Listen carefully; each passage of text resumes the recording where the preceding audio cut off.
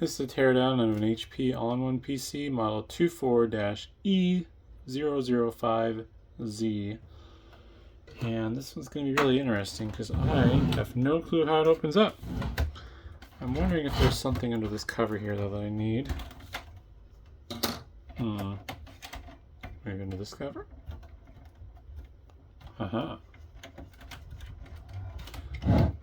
So it looks like there's two screws for the wrong bit stand. I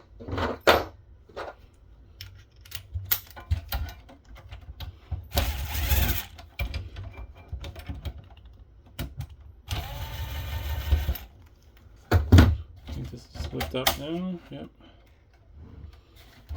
Kind of a fun little stand. Boy, now I don't know from here though. Usually with these, the back comes off somehow. Just taking a quick looky-loo. Let's see if I can pry this apart.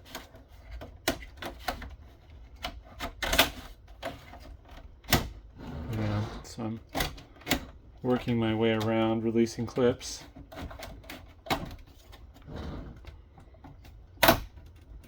Probably better for a wide angle view so I don't have to worry about where I'm pointing.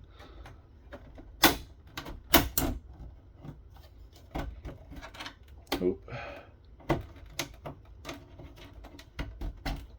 I'm gonna go over the side temporarily.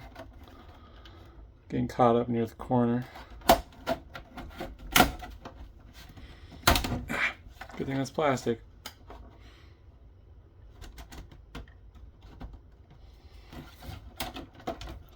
So I'm starting to get the back off, I think. Or is this coming off display first? Also, it looks like there was a screw there holding the front on. I think this is held on by the front, not by the back. There we go. Yeah, so definitely the LCD is attached to the back. Snap clips. Oh man.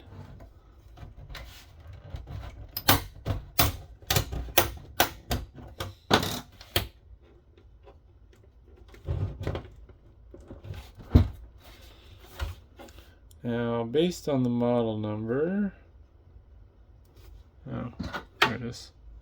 I would guess this is a 24-inch all-in-one. Has a fairly substantial ribbon cable, so you can open it up without breaking something. Definitely want to start from the bottom of the all-in-one. I'm being held together by the top clips still, which I need to get loose.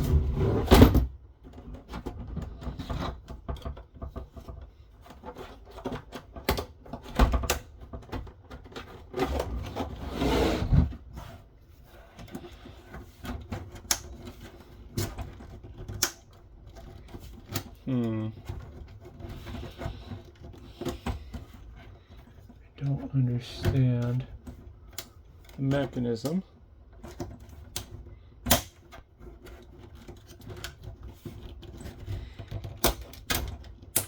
Just trying to feel for something to release. All right, there we go. So it looks like the top needs to be lifted up away from the clips. You can see the one there, a little rectangular hole. There's a little tab that sticks down into it. Get that one free, and this last one here.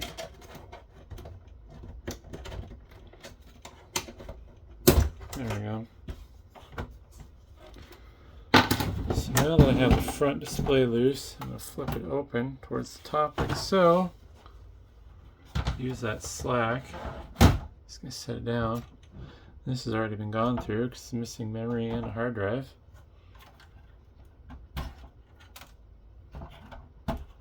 Probably was running DDR4, I'm guessing. Also, this design feels similar to one I previously did. But I'm drawing a blank now.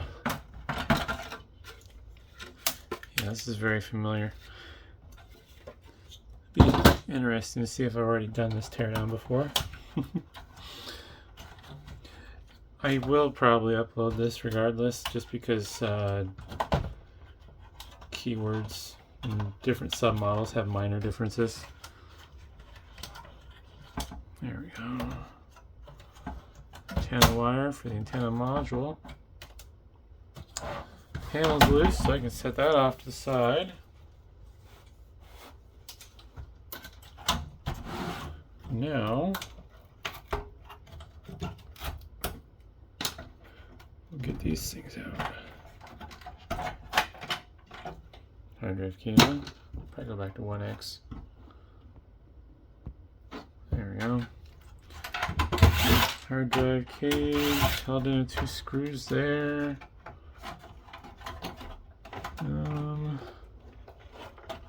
What's holding me in? Let's go sideways. There we go. Go sideways. Release. So I could just use his normal screws, which is nice.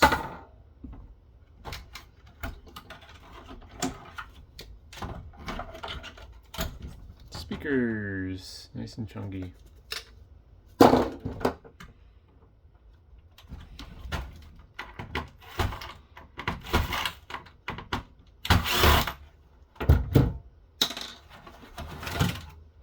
Typical slim SATA optical drive.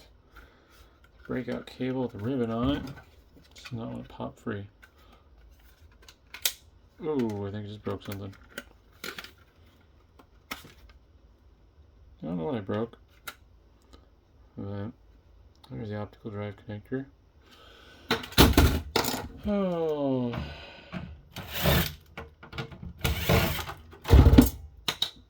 SD card reader and power button board.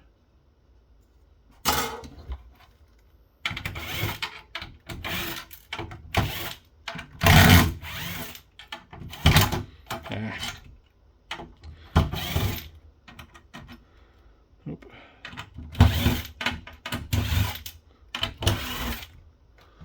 Not sure what those screws do. I don't think those are necessary.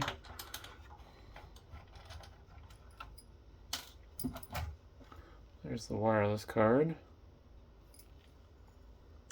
This only has a single slot of for memory and teeny tiny little heatsink for the CPU.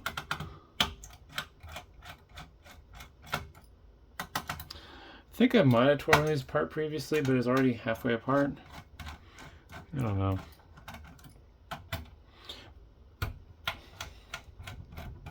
Usually I have to look to see if I've done something before. There's the heatsink for the CPU though.